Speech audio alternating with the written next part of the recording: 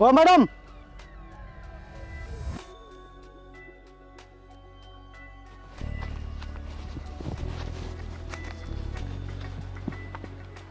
ये क्या बदतमीजी है मैडम? ओह, बदतमीजी? तो अब तुम जैसे लोग मुझे तमीज सिखाएंगे। और वैसे भी बदतमीजी मैंने नहीं, तूने करी है अपनी एक खटारा गाड़ी यहाँ खड़ी करके। तो मैडम हम आ ही रहे थे, लेकिन तब तक आपने मेरी गाड़ी गिरा दी। ये कोई तरीका होता है? अच्छा, तो क्या तरीका होता है तू ही मुझे बता दे। अरे, तरीका ये है कि अब आप हमारी गाड़ी उठाइए, तभी आपको अपनी चाबी मिलेगी। What? My foot? मैं क्या, मेरी जूती भी तेरी गाड़ी नहीं उठाएगी? जूती नहीं मैडम, आप ही उठाएंगी। अगर आपने मेरी गाड़ी नहीं उठाई तो हम आपकी ये चाबी इतनी दूर फेंक देंगे कि आप फिर इसे पाओगी नहीं। लगता है आप ऐसे नहीं मानेंगी। अरे नहीं नहीं नहीं, रुको रुको।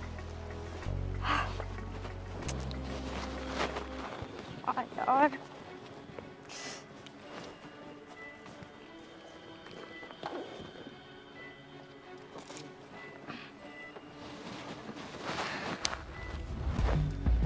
दो, तुझे तो मैं देख लूंगी। हाँ हाँ, क्यों नहीं, जब भी देखने का मन हो यहीं चली आना।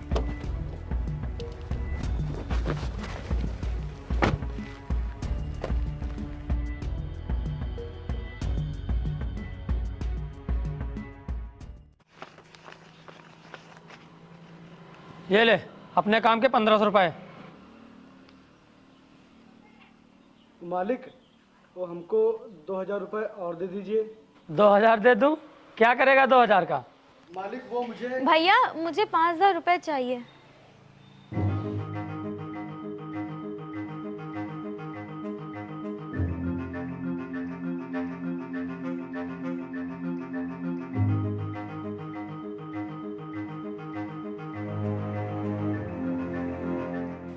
और हाँ, तूने बताया नहीं, क्या करेगा इतने पैसे? मालिक वो हम कलेक्टर की तैयारी कर रहे हैं ना, तो उसी के लिए किताब लेनी है। क्या तू कलेक्टर बनेगा? क्या यार, कोई बातों बातों में कलेक्टर नहीं बन जाता। तुझे पता भी है कलेक्टर बनने के लिए कितनी पढ़ाई करनी पड़ती है और कितना पैसा लगता है? जी मालिक, जिसके पास मेहनत करने का जज्बा होता है ना, उसे सफलता जरूर मिलती है। चल फिर देखते हैं।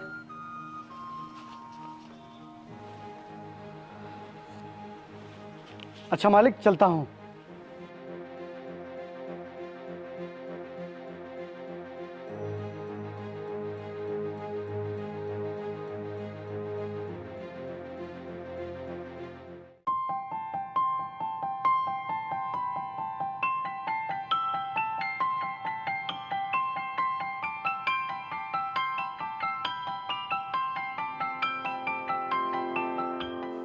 हाय विपिन, और किताबें ले ली तुमने? मेम साहब आप, ओ मेम साहब हमको माफ कर दीजिए उस दिन के लिए। हमको पता नहीं था कि आप मालिक की बहन हो। अरे वो बात, वो तो मैं कब का भूल गई थी। छोड़ो उस बात को, और बताओ पढ़ाई कैसी चल रही है? जी मैम साहब, वो काम के समय में जितना भी समय मिलता है उसी में कर लेते हैं पढ़ाई। तुम एक काम क्यों नहीं करते? आधे टाइम पढ़ाई किया करो, आधे टाइम काम किया करो, इससे तुम्हारी पढ़ाई और अच्छे से हो पाएगी। अरे मैम साहब, अगर हम काम आधा करेंगे तो पैसे भी आधे मिलेंगे, इस तरह तो हमें पैसों की दिक्कत हो जाएगी। उसकी चिंता तुम मत करो। तुम पैसों की टेंशन क्यों ले रहे हो? भैया से बात मैं कर लूंगी, पैसे तुम्हें पूरे मिलेंगे। लेकिन हाँ, लेकिन क्या मैम साहब? वो मैं भी पढ़ाई कर रही हूँ ना, तो तुम्हें मुझे भी पढ़ाना पड़ेगा। बिल्कुल मैम साहब, क्यों नहीं। तो फिर शुरू करें आज से ही? हाँ मैम साहब। तो फिर बताओ मुझे।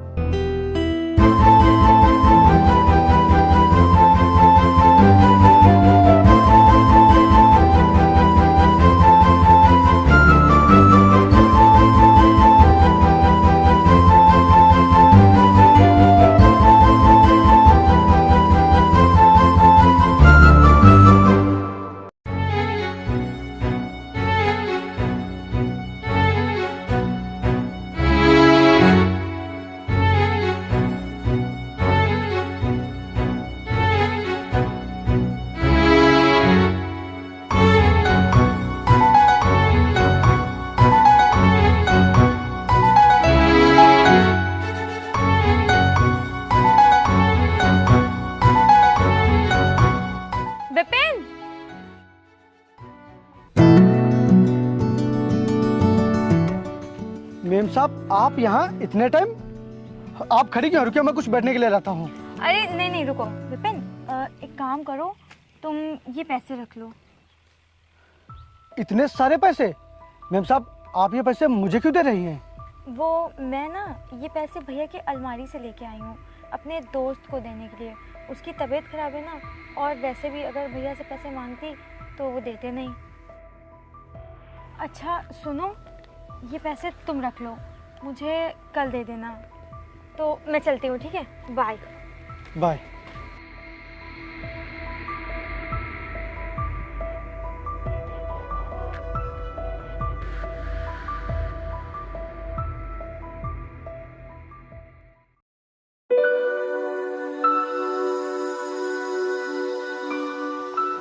आइए इंस्पेक्टर साहब, आइए आइए सर। सर। सर यही है वो चोर, इसी ने हमारे घर से पैसे चुराए हैं, पकड़ लीजिए इसे। नहीं इंस्पेक्टर साहब, मैंने कोई चोरी नहीं की है। क्यों परेशान हो रहा है? अभी सब पता चल जाएगा। हवलदार, इसके घर की तलाशी लो। Okay sir. इंस्पेक्टर साहब मैं सच कह रहा हूँ, मेरा यकीन मानिए, मैंने चोरी नहीं की है। मैं गरीब हूँ, गलीच नहीं। चुपचाप खड़ा रहे। सर ये देखो, ये मिले पैसे। बोल, अब क्या है ये?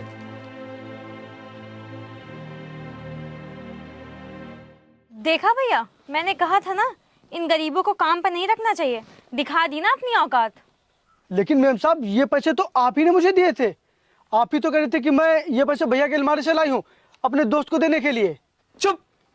एक तो चोरी करता है, ऊपर से जुबान लड़ाता है। भला मेरी बहन तुझे पैसे क्यों देगी? इंस्पेक्टर साहब पकड़ लीजिए इसे। मालिक मैं सच कह रहा हूँ, मैंने चोरी नहीं की है। मैम साहब ने ही मुझे पैसे दिए थे। अच्छा, तेरे कहने का मतलब है मेरी बहन चोर है। तुझे पता भी है किस चीज की पढ़ाई कर रही है? कलेक्टर की। आज तक इसने जो कुछ भी मांगा है मुझसे, मैंने इसे दिया है। भला ये चोरी क्यों करेगी?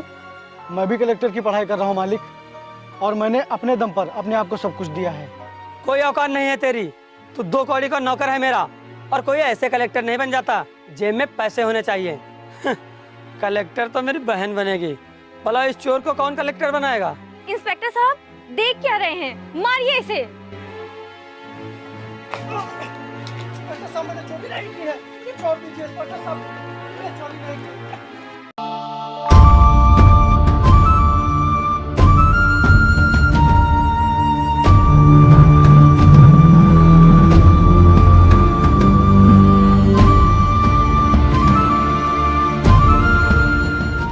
रुक जा, चल। अब सारी जिंदगी जेल में सड़ेगा। इंस्पेक्टर साहब छोड़ दीजिए इसे।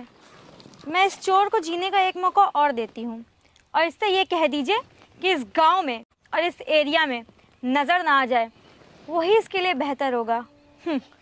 चलिए भैया, खेतों के मजदूर कलेक्टर बनने चले हैं। चल निकल, अपना बोरिया बिस्तर बांध और निकल जा यहाँ से। आज के बाद इस एरिया में दिखना नहीं। चलो।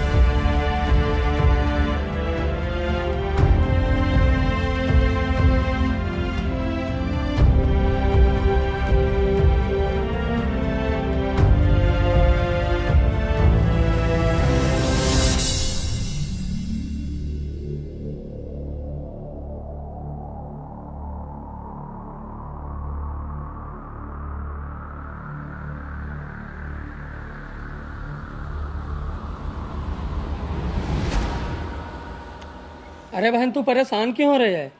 ये इंटरव्यू हो जाने दे, उसके बाद तू बन गई कलेक्टर। पता नहीं भैया, कहीं हर इंटरव्यू की तरह इसमें भी मैं रिजेक्ट ना हो जाऊं। इसमें तेरा सिलेक्शन जरूर होगा, क्योंकि तेरे भाई ने तेरे सिलेक्शन के लिए 10 लाख रुपए दिए हैं। मिस आकृति। जाओ जाओ, तुम्हारा नाम आ गया। मैं come in sir? Come in. Hello sir, my name is आकृति।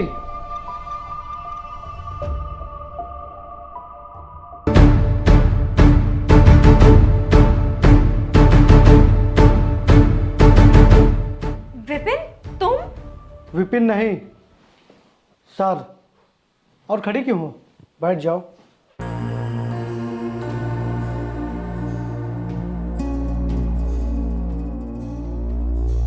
हाँ तो आकृति जी, शुरू करते हैं इंटरव्यू। बताइए आपकी हॉबीज़ क्या क्या हैं?